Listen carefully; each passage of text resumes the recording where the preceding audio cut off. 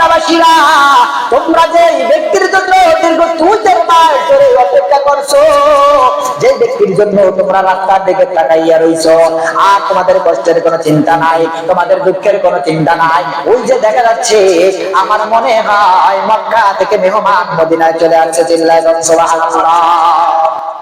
জিয়ারত মদিনা কি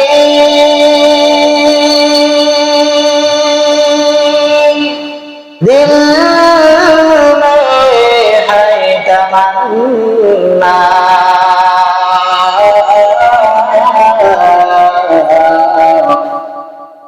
नहीं है मेरे पास सफर का ज़माना, ला इलाहा इल्लल्लाह, ला इलाहा इल्लल्लाह, ला इलाहा इल्लल्लाह, ला इलाहा इल्लल्लाह, ला इलाहा इल्लल्लाह, ला इलाहा इल्लल्लाह, ला इलाहा इल्लल्लाह, ला इलाहा इल्लल्लाह, ला इलाहा इल्लल्लाह।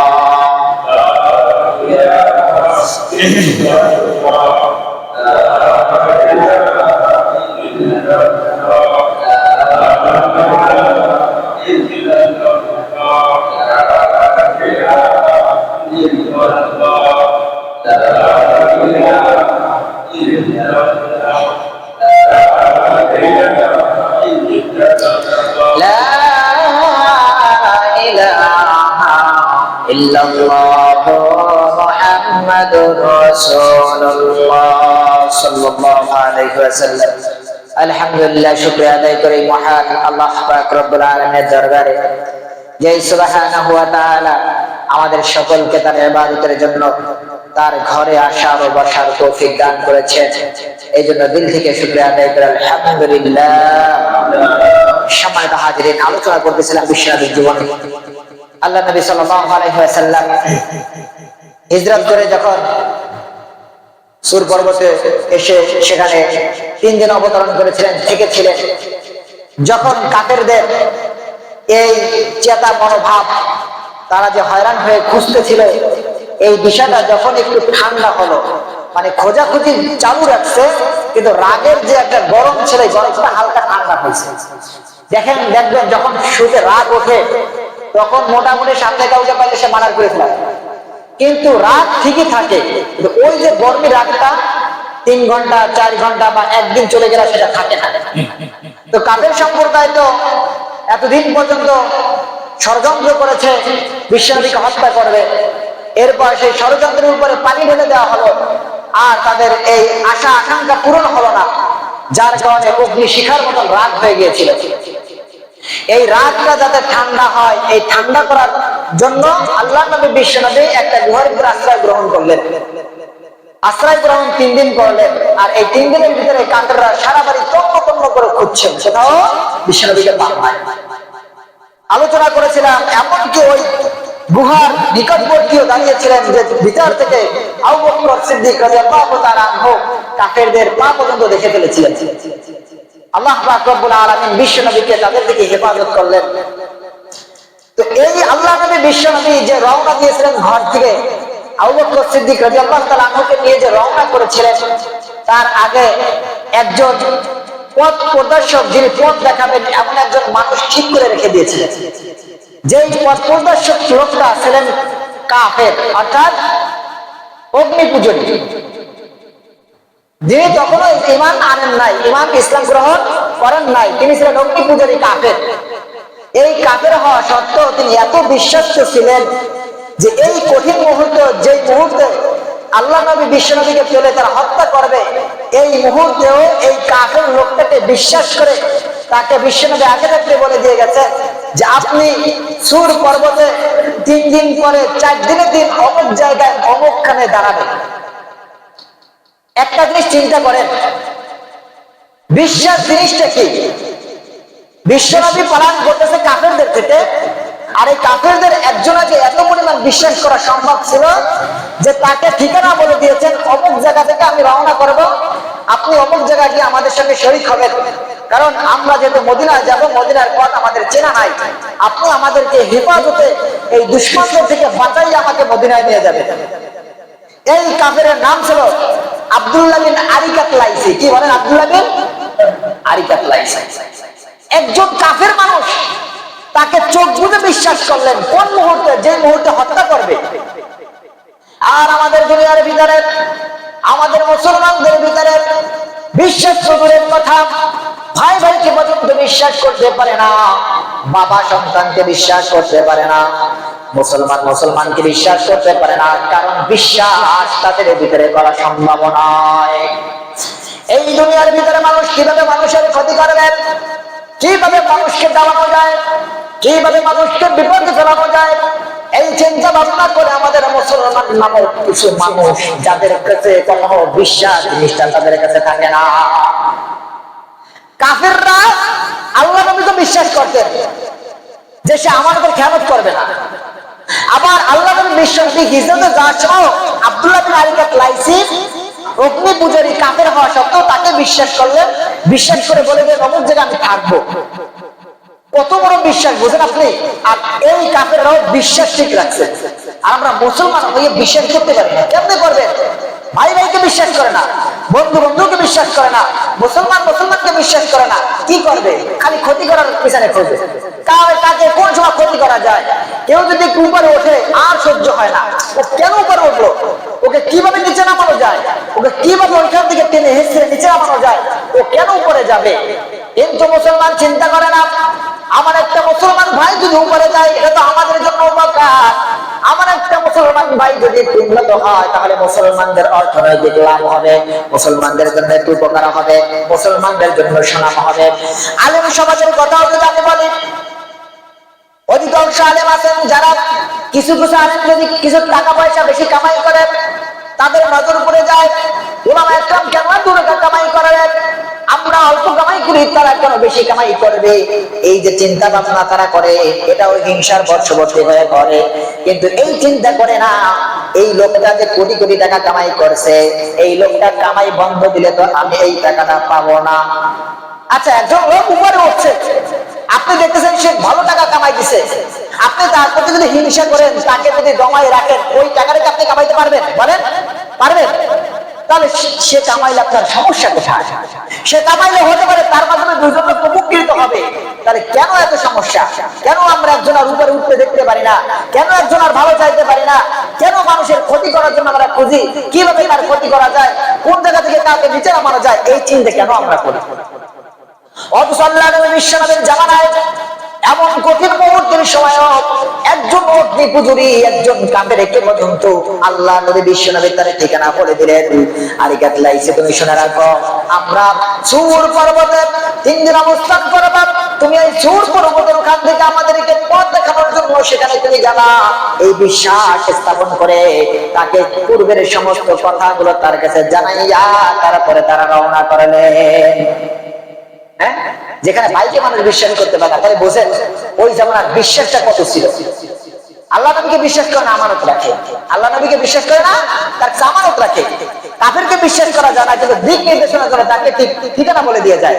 আর তারা সেই বিশ্বাস কখনো বিশ্বাসঘাতকতা করে, আর আমরা মুসলমান হয়ে বিশ্বাস করতে পারি কিভাবে করবো? আমরা ভুক্তভোগী, বিশ্বাস করবো কেমনে?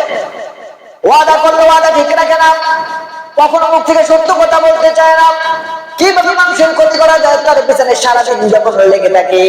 বলেন এই মানুষটাকে কিভাবে মানুষ বিশ্বাস করবে?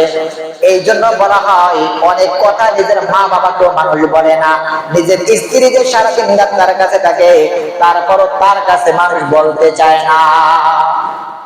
একটাই সমস্যা, বিশ্বাস। এই জন্য আমরা থাকবো মুসলমান, আমাদেরকে মানুষ বিশ্বাস করবে, আর মুসলমান মানুষ বিশ্বাস করতে চায় না। নেতারা দাঁড়ায় বিশ্বাস করে না, তুমি দাঁড়াইলে কি করবো? আমরা ভালো করে যাই, ওয়াদা দেয়, এই করব সেই করব, ত্যান করেন গা, আর পরে দেখি বিশ্বাস কিভাবে আমরা করতে পারি বলেন। এই জন্য বিশ্বাস স্থাপন করাও একটা ইমানি দায়িত্ব। মুসলমানিত্ব ফুটাইতে হলে আপনার প্রতি মানুষের আস্থা থাকতে হবে।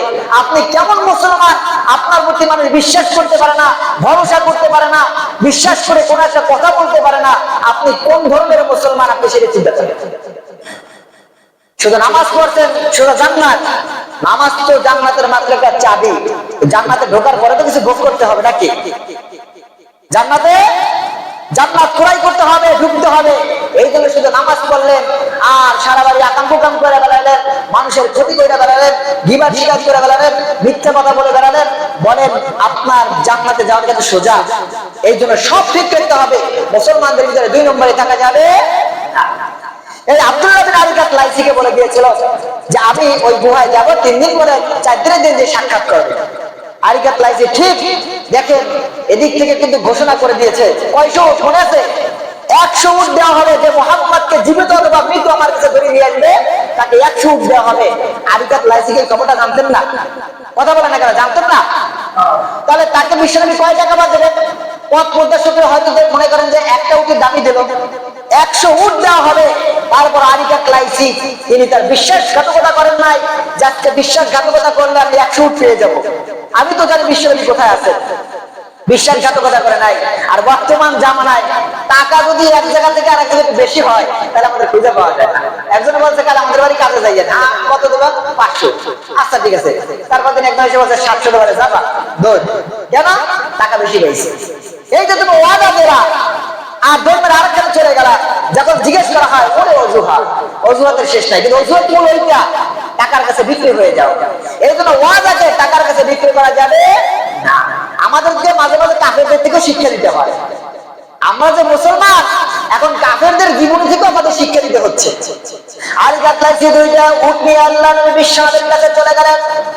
আল্লাহ নবী বিশ্বনবীকে একটা উট দেওয়া হলো আর নিজে একটা উটের উপরে সওয়ার হলেন। এইভাবে তারা মদিনার পথ অবলম্বন করে মদিনার দিকে রওনা হলেন। মদিনার দিকে রওনা হতে গেলেন, প্রতিমধ্যে মানুষ যখন জিজ্ঞেস করে আপনারা কারা, যে এত বড় একটা ঘোষণা হয়েছে অমুক জায়গা থেকে মানুষ যাচ্ছে, তোমরা দেখবা যদি মুহাম্মদ হয় তাহলে মুহাম্মদকে যদি কোনো ব্যক্তি জীবিত আমাদের কাছে আনতে পারো 100 উট তোমাদেরকে দেওয়া হবে। এখন কথা হলো রাস্তাঘাটে মানুষ জিজ্ঞেস করতে পারে আপনারা কারা, জিজ্ঞেস করে না? এখন যদি বলে আপনি মুহাম্মদ তাহলে তো ধরা খেয়ে যাবে। আল্লাহ নবী বিশ্বনবী কোনো কথা বলতেন না, কথা বলতেন আবু বকর সিদ্দিক রাদিয়াল্লাহু তাআলা। রাস্তার মাঝে যখন জিজ্ঞেস করতেন লোকটা কারা, আবু বকর সিদ্দিক রাদিয়াল্লাহু তাআলা উত্তর দিতেন হাযার রাজুলু ইয়াহদিনিস সাবিল, ইনি এমন একজন মানুষ যিনি আমাদেরকে পথ দেখায়। মানুষ মনে করে হয়তো রাস্তাঘাট চেনে না, এই লোকটা মনে হয় তাদেরকে পথ দেখায়। অথচ আবু বকর সিদ্দিক রাদিয়াল্লাহু তাআলা রোমান্টিক ব্যবহার করেছেন তাওলিয়া, অর্থাৎ তিনি বুঝাচ্ছে তিনি এমন একজন মানুষ যিনি আমাদেরকে কুকুরবি পথ দেখানো করবে। আল্লাহ আমাদের পথ দেখান না, তা মিথ্যা কথা হইছে? মানে এটা এমন একজন মানুষ যিনি আমাদেরকে পথ দেখাচ্ছে। সবাই চিন্তা করে বলতে পারে পথিক লোকটা মনে হয় চেনে না, লোকটাকে পথ দেখাচ্ছে। এইভাবে তারা রওনা করলেন। যে জিজ্ঞেস করে এই শব্দ ব্যবহার করে, আর এটা জায়েজ আছে। এখন এই প্রতিমধ্যে ক্ষুধা লাগছে, কি করণীয়?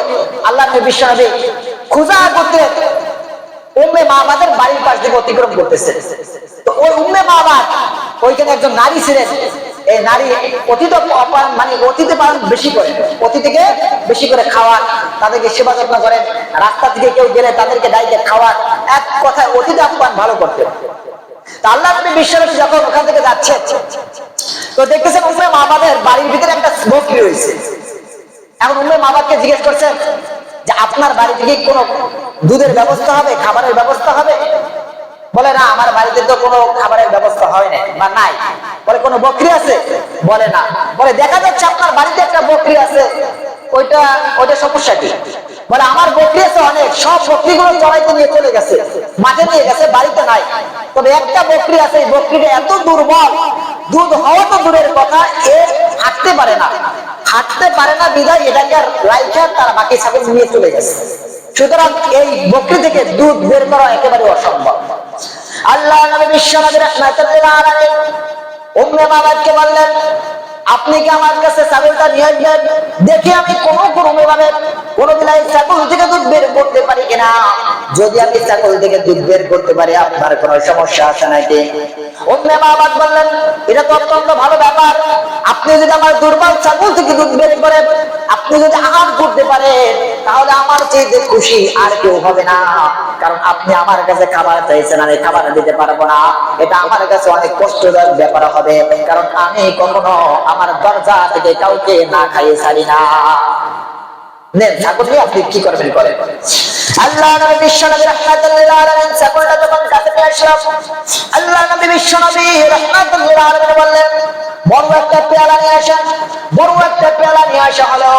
আল্লাহ নবী বিশ্বনবী রাহমাতুল্লাহ আলাইহি বিসমিল্লাহ বলে যখন পোলারে টান দিল, টান দিতে দেরি দুধ আসতে দেরি হলো না। চিল্লাল্লাহু সুবহানাল্লাহ। আল্লাহ নবী বিশ্বনবী দুধ দহন করলেন। দুধ দহন করে পুরো পেয়ালা ভর্তি করে ফেললেন। একটা ছাগলের মাধ্যমে পুরো পেয়ালা ভর্তি করে সর্বপ্রথম উম্মে মাবাদকে বললেন, আপনি এই দুধ আগে নিজে পান করেন। উম্মে মাবাদ নিজের পেট চুক্তি দুধ পান করলো। পান করার পর আল্লাহ নবী বিশ্বনবী সাহাবাদেরকে পান করাইলেন। তার সঙ্গে দেখে পান করানোর পর আল্লাহ নবী বিশ্বনবী তারপরে নিজে স্বয়ং পান করে দুধগুলো শেষ করে ফেললেন। আবারও পেয়ালা দিয়ে আবার ওই এক বকরির মাধ্যমে আরো এক পেয়ালা দুধ দহন করলেন। দুধ দহন করে উম্মে মাবাদকে বললেন, এটা আপনার বাড়িতে রেখে দেন, পরবর্তীতে আপনার কাজে আসবে। সুবহানাল্লাহ। এক বকরি থেকে দুই পেয়ালা ভর্তি দুধ দহন করলো। উম্মে মাবাদি তো আশ্চর্য হলেন যে এই লোকটা কি হতে পারে, যে ছাগল হাঁটতে পারে না, হাঁটাচলা করার শক্তি নাই, দুধ তো দূরের কথা, সেই দুর্বল ছাগলের থেকে দুই পেয়ালা দুধ বের করলো, যা অনেক ছাগল মিলেও সম্ভব। আল্লাহ নবী বিশ্বনবী রওনা করলেন। এদিক থেকে উম্মে মাবাদ, উম্মে মাবাদের স্বামী যখন বাড়িতে আসলো, বাড়িতে এসে সন্ধ্যাবেলা দেখে পেয়ালা ভর্তি দুধ, আবার ছাগলের ওলানে দুধ ভর্তি ঝুলানো আছে। জিজ্ঞেস করলো, ব্যাপারটা কি? আমি তো বাড়িতে একটা রোগা ছাগল রেখে গেলাম, সেই ছাগলে কোনো দুধ ছিল না, দুধ আসলো কোথা থেকে? পেয়ালা ভর্তি দুধ কোথা থেকে আসলো? উম্মে মাবাদ সমস্ত ঘটনা খুলে বললেন। সমস্ত ঘটনা খুলে বলার পর আবু মাবাদ বলল, আমার মনে হয় এই যে সেই লোক, যেই লোককে মক্কার মুশরিকরা সারা বাড়ি তন্ন বিতন্ন হয়ে খোঁজাখুঁজি করছে, যাকে সকলে তালাশ করতেছে, ইনি হলেন সেই সৌভাগ্যবান মানুষ। আমি যদি থাকতাম আমি তাকে সহযোগিতা করতাম। কিন্তু আল্লাহ নবী বিশ্বনবী যে রাস্তায় অতিক্রম করতেছেন, মক্কায় যে আত্মীয়-স্বজন আছে তারা কি জানতেছে কোথায় আছে? তারা জানতেছেন না। তারা তো খুব টেনশনে আছেন যে আবু বকর সিদ্দিক রাদিয়াল্লাহু তাআলা আনহু আর আল্লাহর নবী রওনা হয়ে চলে গেলেন, খবর কি, কোথায় কেমন আছেন? এই আসমা রাদিয়াল্লাহু তাআলা আনহা থেকে নিয়া তারপরে আব্দুল্লাহ, আবু বকরের ছেলে আব্দুল্লাহ রাদিয়াল্লাহু তাআলা আনহু, এরা তো চিন্তিত হলেন, না জানি কোথায় তারা আছে। এই চিন্তিত যাতে না হয়, সেই জামানায় মোবাইল ফোন ছিল না, কিন্তু আল্লাহ পাক রব্বুল আলামিন একটি জেলের মাধ্যমে একটা বাক্য পুরা মক্কা নগরীতে শূন্যবারে ভাষাইতে রাখলেন। যেই বাক্যটা ছিল, জাযাল্লাহু রাব্বুল আরশি খায়রাল জাযা রাফিকাইনি আল্লা কিমাতি উম্মে মাবাদ ওমা নাযালাত বিল বিররি ওয়া ইরতিহালাত বিহি। যেই বাক্যটা ছিল, আরশের মালিক আল্লাহ পাক রব্বুল আলামিন সেই দুই বন্ধুকে সাহায্য করেছেন এবং ওই দুই বন্ধু উম্মে মাবাদের তাঁবুর নিচে অবতরণ করলেন এবং সেই তাঁবুর ভিতরে নিরাপদ অবতরণ করেছেন। আবার নিরাপদে সেই তাঁবু থেকে তিনি অতিক্রম করেছেন। এমন আওয়াজ মক্কা নগরীতে হাওয়াতে ভাসতেছে, সবাই শব্দ কানে আসে, কে যেন এই কথা বলছে, কিন্তু লোকটাকে দেখা যাচ্ছে না। এই কথা যখন মক্কার অলিগলিতে বাতাসের ভিতরে ভাসতেছে, সবাই এই শব্দের পিছনে দৌড় শুরু করলো, কে এই কথাটা বলে, কিন্তু কোনো লোককে পাওয়া যায় না। এই আওয়াজ করতে করতে এক সময় পাহাড়ের ওই সাইডে চলে গেল। আর মক্কা নগরীতে যারা জানার ছিল তারা বুঝে ফেললো আল্লাহ নবী বিশ্ব নবী নিরাপদে আছে। চিল্লাল্লাহু সুবহানাল্লাহ। বাকি যারা বুঝার ইমানদাররা বুঝছে যে এই কথা বলার মানে হলো আমাদের নবী হযরত মুহাম্মদ সাল্লাল্লাহু আলাইহি ওয়াসাল্লাম নিরাপদে আছেন, তাদের কোনো সমস্যা নাই। মনে আছে কয় সুর? আল্লাহ নবীকে চিন্তা করে দিলে কয় সুর? 1 সুর। এটা কিন্তু এখনো নিবু হয় নাই। এখন মূল কথা হলো সূরা কাফির মালিক পরবর্তীতে মুসলমান হয়েছেন, তিনি ঘটনাটা বলেন যে এই 1 সুরের ঘোষণা আমরা সবাই জানি। তো একদিন ঘরে বসেছিলাম, একটা মজলিসের ভিতরে বসেছিলাম, হঠাৎ করে একজন আগন্তুক এসে আমাদের বলতেছে যে সূরা কাফির মালিক আমি কিছুক্ষণ আগে দুইজন লোককে বা কিছু লোককে দেখলাম অমুক জায়গা থেকে যাচ্ছে, আমার মনে হচ্ছে তোমরা যাকে তল্লাশি করতেছো, যাকে খোঁজ করতেছো, আমার মনে হচ্ছে তারা দুজন মনে হয় ওই জায়গা। সূরা ইবনে মালিক চিন্তা করলো, এই যে লোকটা খবর দিল এটা মিথ্যা কথা হতে পারে না। কিন্তু সূরা ইবনে মালিক চিন্তা করলো, এই খবরটা যদি মজলিসের সবাই যদি বিশ্বাস করে ফেলে তাহলে সবাই তাকে ধরার জন্য যাবে আর সবাই 100 উটের মালিক হয়ে যাবে। সুতরাং মজলিসের কাউকে বুঝতে দেওয়া যাবে না যে সত্য না মিথ্যা। সূরা ইবনে মালিক কৌশল অবলম্বন করলেন। সূরা ইবনে মালিক বললেন, ও তাই নাকি, আরে এই লোকটা তো আমিও দেখছিলাম, ও তো অমুক লোক, তুমি যা দেখছো আমিও দেখছি, ও অমুক লোক। এই কথা বলার পরে চিন্তা করে আমি এগুলো তো উঠে দেখতে হবে, আমি যদি এই কথা বলে দৌড় মারি সবাই চিন্তা করে ভাওতাবাজি দিতেছে, উনি এই ঘোষণা দিলেন আর ওটা আমি একটু আমিও দেখছি, ও অমুক লোক। সবাই চিন্তা করলো যাক, সূরা ইবনে মালিক এত বড় একজন লিডার, যেহেতু বলছে সত্যিই বলছে। সূরা ইবনে মালিক চুপচাপ বসে আছে, মজলিসের কথা শুনতেছে।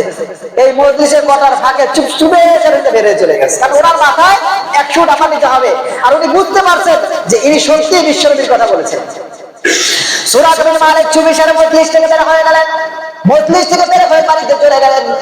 আর বাড়িতে গিয়ে তার বান্দিকে বললেন, একটা উট সুন্দর, একটা ঘোড়া সুন্দরভাবে সুসজ্জিত করে তাকে সাজিয়ে পাহাড়ের অমুক জায়গায় তুমি একা নিয়ে যাবা, কেউ যেন না দেখে। আমি রওনা দিচ্ছি, যদি কেউ জানে 100 উটের মালিক সবাই হয়ে যাবে। সূরা ইবনে মালিক তার বান্দিকে দিয়ে একটা ঘোড়া সুন্দরভাবে পাহাড়ের অপর সাইডে চলে গেলেন। আর সূরা ইবনে মালিক একটা তিনের ধনুক এবং কতগুলো ধনুক একটা তিনের ধনুকের বাক্সের ভিতরে নিয়ে ধনুক নিয়ে তিনি বের হয়ে চলে গেলেন আল্লাহ নবী বিশ্ব নবীকে জিন্দা অথবা মৃত্যু ধরার জন্য। আল্লাহ নবী বিশ্ব নবীকে ধরার জন্য তিনি যখন ঘোড়ার উপরে সওয়ার হলেন, ঘোড়ার উপরে সওয়ার হয়ে তিনি রওনা করলেন বিশ্ব নবীকে ধরবেন। আল্লাহ নবী বিশ্ব নবী রাহমাতুল লিল আলামিনকে যখন ধরার জন্য গেলেন, দূর থেকে দেখলেন বিশ্ব নবীকে দেখা যায়। তিনি চিন্তা করলেন, এই তো নবীর কাছে চলে আসছি। এমন সময় ঘোড়া হঠাৎ করে কতখানি পাও দেবে গেল। যখন ঘোড়ার পাও দেবে গেল, দেখবেন চলন্ত গাড়ি যদি বেড়ে যায় মানুষ সিটে যে পড়ে যায়। আপনি গাড়ি ধরে চালাচ্ছেন, হঠাৎ করে ব্রেক করলে কিন্তু সিটে পড়ে যাবে। তো এই সূরা ইবনে মালিক এই ঘোড়ার উপরে সিটকে পড়ে গেল, পড়ে যে মোটামুটি কষ্ট করে উঠছে। উঠা কি করবে এখন চিন্তা করলো যে আমি তো দৌড়ে ধরতে পারবো না, তীর যেহেতু আছে। তাদের একটা নিয়ম ছিল যে তারা তীর রাখতে এখানে কয়েক পথে, একটা তীর রাখতে ওয়াকেস তীর, যেই তীরে কোনো কাজ হয় না। তো তারা যখন শিকার করতো তখন তারা চোখ বুঝে একটা তীর বের করতো, বের করে নিয়ে আসতো। যদি দেখতো তীরে কাজ হবে, ভালো একটা তীর আনছে, তাহলে মনে করতো আমাদের ভাগ্য ভালো, আমি শিকার করতে পারবো। আর তীর যদি আইনে দেখতো যে তীর আমার মনোভূত হয় নাই, পছন্দ হয় নাই, মনে করতো এই তীর মারা আমার জন্য বেহুদা, তখন আর তারা ওই শিকারই করতো না। সূরা ইবনে মালিক আল্লাহ নবী বিশ্ব নবীকে দেখলেন। আল্লাহ নবী বিশ্ব নবী একবার পিছনের দিকে তাকাইলেন। সূরা ইবনে মালিক একটা তীর থেকে ধনুক থেকে একখানা ধনুক বের করলেন, বের করে দেখলেন ধনুকটা আমার মনোভূত না, এই ধনুকটা মারলে কোনো কাজ হবে না, আমার পছন্দ না। সূরা ইবনে মালিক আর দ্বিতীয়বার ধনুক বের করলেন না, এই ধনুকটা আবার নিজের পিছনে রেখে দিয়ে আবার ঘোড়াটাকে সুন্দরভাবে টেনে গেছে, আবার উঠিয়ে আবার ঘোড়ার উপরে সওয়ার হয়ে আবার রওনা করলেন। আবার যখন কিছু দূর রওনা করে আবার যখন তাদের নিকটবর্তী হলেন, যখন তাদেরকে ধরে ফেলবেন, এমন সময় ঘোড়ার বুক পর্যন্ত, অর্থাৎ রাম সহকারে বুকের কাছাকাছি পর্যন্ত আল্লাহ পাক রব্বুল আলামিন মাটির নিচে দাবায়া দিলেন। চিল্লাবেন সুবহানাল্লাহ। মাটির নিচে যখন ডেবে গেল তখন চিন্তা করলেন আরেকবার চেষ্টা করে আবার আরেকটা ধনুক বের করলেন। বের করে দেখলেন ওই যে পূর্বের ধনুক, ওই একই ধনুক আমার হাতে আসছে। তখন তিনি মনে মনে বুঝতে পারলেন যে এখানে আল্লাহ নবী বিশ্বনবী মুহাম্মদ সাল্লাল্লাহু আলাইহি সাল্লামকে আল্লাহ বিজয় করবেন, যার কারণে আমার মাধ্যমে এই কাজটা করা সম্ভব হচ্ছে না। কিন্তু এই ব্যাপারটা বিশ্বনবী একবার পিছনের দিকে তাকাইলেন না, কিন্তু আবু বকর সিদ্দিক রাদিয়াল্লাহু তাআলা বারবার তাকান। কি করেন? বারবার তাকান। তো আল্লাহ নবী বিশ্বনবী বলেন, চিন্তার কোনো কারণ নাই, আমাদের সঙ্গে একজন আছেন। বলেন তিনি কে? বলে আল্লাহ আছে, কোনো চিন্তা নেই। এবার সূরা ইবনে মালিক ডাক দিলেন, আল্লাহ নবী বিশ্বনবী আপনি একটু দাঁড়ান, আপনাকে কোনো ক্ষতি আমি করব না, আপনার উপরে কোনো আক্রমণ আমি করব না। আমি আপনাকে সত্যি একটা কথা জানাইয়ে দিই, আপনাকে মানুষ তন্ন করে খুঁজতেছে, আপনাকে মানুষ ধরে ফেলবে, আপনার এই দিকে মানুষ আসতেছে, সুতরাং আপনি একটু সতর্কভাবে চলাফেরা করবেন। দেখেন যে সূরা মালিক 100 উটের বলে বিশ্বনবীকে হত্যা করা হয়েছে। এই সূরা মালিক এবার বিশ্বনবীকে সতর্ক করছে, ওগো নবীজি, আমার কাছে কিছু খাবারের জিনিস আছে, আপনাকে দিতে চাই, আপনি যদি চান আপনার খেদমত আমি পেশ করতে পারি। আল্লাহ নবী বলেন, ওগো সুরাকা, আমার খাবারের কোনো প্রয়োজন নাই, তবে তোমাকে একটা খবর আমি জানাইয়া দিই, আমরা যে এই রাস্তা থেকে চলাচল করতেছি তোমরা কাউকে বলবা না, তুমি এখান থেকে গিয়ে কারো জানাবা না আমি এখান থেকে যাচ্ছি। সূরা মালিক আল্লাহ নবী বিশ্বনবীকে বললেন, ওগো নবীজি, যে আমাদের সম্মুখীন আমি হয়েছি, আপনি আমাকে একটা লিখিত পত্র দিবেন, আমাদের কোনো বিপদ না হয়। আল্লাহ নবী বিশ্বনবী একটা চিঠি রেখে দিলেন, পত্র রেখে দিলেন, যাও তোমার কোনো সমস্যা হবে না। আল্লাহ নবী বিশ্বনবীর কাছ থেকে চিরকুলি নিয়ে চলে আসলেন, এসে দেখেন ওই যে পিছনের লোকগুলো তন্ন করতে করতে রাস্তায় আসতেছে। সূরা মালিক বলতেছেন, কোথায় তোমরা যাচ্ছ? আমি তো এই মাত্র আসলাম, এই রাস্তা থেকে মানুষ খোঁজ করলাম, কোথাও মুহাম্মদ সাল্লাল্লাহু আলাইহি ওয়াসাল্লামকে পাইলাম না, সুতরাং এই রাস্তায় তোমাদের খোঁজার কোনো প্রয়োজন নাই। আমি সেই সকাল থেকে নেমেছি, সন্ধ্যা পর্যন্ত খোঁজাখুঁজি করছি, এই রাস্তায় বিশ্বনবীর কোনো আলামত আমি পাইলাম না, সুতরাং তোমরা এই রাস্তা রেখে অন্য রাস্তায় খোঁজাখুঁজি করো। এইভাবে সূরা মালিক কি করেন, আল্লাহ নবী বিশ্বনবীকে বাঁচায় দিলেন, এবং আল্লাহ নবী বিশ্বনবী এই কথা হলো বাঁচানোর মালিককে বলে আল্লাহ পাক রব্বুল আলামিন। যেই লোকটা 100 উটের রূপে গেল, সেই লোকটা আবার বিশ্বনবীকে হেফাজতের জন্য নিজের দলের মানুষদেরকে মিথ্যা বলে অন্য রাস্তায় ঢুকিয়ে দিল। আল্লাহ নবী বিশ্বনবীকে মদিনায় যাবেন, তো সাহাবায়ে কেরাম জানে যে আল্লাহ নবী বিশ্বনবী মদিনায় আসতেছেন, কিন্তু মোবাইলে টেলিফোন নাই যে আমি রওনা দিছি, তোমরা আমার জন্য সাজসজ্জ হইয়া ফুল টুল রাখো, আমি আসতেছি। যেমন আমি বর্তমানে কোথাও গেলে একদিন মন্দিরে বলে আসতেছি, ফুল টুল রইয়া গাড়ির বহর রাখে, কিন্তু সাহাবায়ে কেরাম এতই নবীর প্রেম ছিল যে ওই 3-4 মাসে মক্কা থেকে মদিনায় আসছে, ওই থেকে বিশ্বনবীর পথে চেয়ে থাকতেন কখন বিশ্বনবী আসবে। এই প্রায় দীর্ঘ 2-4 মাস ধরে সাহাবায়ে কেরাম মদিনা শহর থেকে একেবারে গলিতে এসে দাঁড়াই থাকতেন, দূরে এসে আল্লাহ নবী বিশ্বনবী কখন আসবেন, বিশ্বনবীকে বরণ করার জন্য তারা প্রত্যেকটা দিন সেখানে আসতেন এবং প্রখর রৌদ্র হওয়া পর্যন্ত সেখানে দাঁড়াইয়া থাকতেন। এভাবে একদিন চলে গেল, 2 দিন চলে গেল, দীর্ঘ 3-4 মাস যখন অতিবাহিত হয়ে গেল, যেদিন আল্লাহ নবী বিশ্বনবী মদিনার ভিতরে প্রবেশ করবেন, ওই দিন সমস্ত মানুষগুলো বিশ্বনবীর অপেক্ষায় বসেছিলেন। কিন্তু রৌদ্রের প্রখর যখন বেড়ে গেল, সমস্ত সাহাবায়ে কেরাম এমনকি মদিনার কাফির মুশরিক ইহুদি খ্রিস্টান সকলে পর্যন্ত বিশ্বনবীর উপরে চেয়েছিল। সকলে যখন দেখলো রোদের প্রখর বেড়ে গেল, সকলে যার যার বাড়িতে চলে গেলেন। একজন ব্যক্তি ইহুদি মানুষ নিজের কাজের জন্য পাহাড়ে যখন উঠলেন, উঠে দেখেন 2 জন মানুষ সাদা কাপড় পরিহিত অবস্থায় মক্কার দিকে প্রবেশ করছেন। ওই লোকটা বুঝতে পারলো ইনি আর কেউ নয়, ইনি হলেন মক্কা থেকে যেই মেহমান আমাদের মাঝে আসার কথা, ইনি হলেন সেই মেহমান। ওই ইহুদি ব্যক্তি ওখান থেকে চিৎকার করে পুরো মদিনাবাসীকে জানাইয়া দেয়। সমস্ত মানুষ মদিনার ঘর থেকে বের হয়ে চলে আসলো, এসে দেখে আল্লাহ নবী বিশ্বনবী চলে আসছে। সকলে সেখানে আহলান সাহলান দিয়ে বিশ্বনবীকে বরণ করলেন এবং সমস্ত মানুষগুলো সেখানে উপনীত হলেন, সকলে একত্রিত হয়ে বিশ্বনবীকে সালাম জানাইলেন। বিশ্বনবীকে সালাম জানানোর পর আল্লাহ নবী বিশ্বনবীকে এখন কার বাড়িতে প্রবেশ করাবেন চিন্তা লেগে গেল। মদিনার সমস্ত আনসারগণ ছিলেন গরিব মানুষ, কিন্তু গরিব মানুষ হওয়া সত্ত্বেও তাদের আত্মা ছিল বড়। সকলে চিন্তা করলেন আল্লাহ নবী বিশ্বনবী আমার বাড়িতে প্রবেশ করবে, এই জন্য সকল আনসারগণ নিজেদের বাড়িগুলো সুসজ্জিত করলেন, ঘরের রুমগুলো ঠিক করলেন। আল্লাহ নবী বিশ্বনবী আমার বাড়িতে প্রবেশ করবেন। এবার আল্লাহ নবী বিশ্বনবী যখন উটের উপরে সওয়ার হলেন, সকলের আনসারের বাড়ি থেকে যখন অতিক্রম করে, এক একজন আনসারে বিশ্বনবীর উটের লাগামটা যখন ধরে, আল্লাহ নবী বিশ্বনবী বলেন, এই উটের লাগাম তুমি ছেড়ে দাও, উটের লাগাম তোমাদের ধরার দরকার নাই। এই উট আল্লাহ পাক রব্বুল আলামিনের নির্দেশে যার বাড়িতে যাবে, যেখানে যাবে, আমি নবীর শেষ ঠিকানা হবে সেই বাড়ি। চিল্লায় সুবহানাল্লাহ।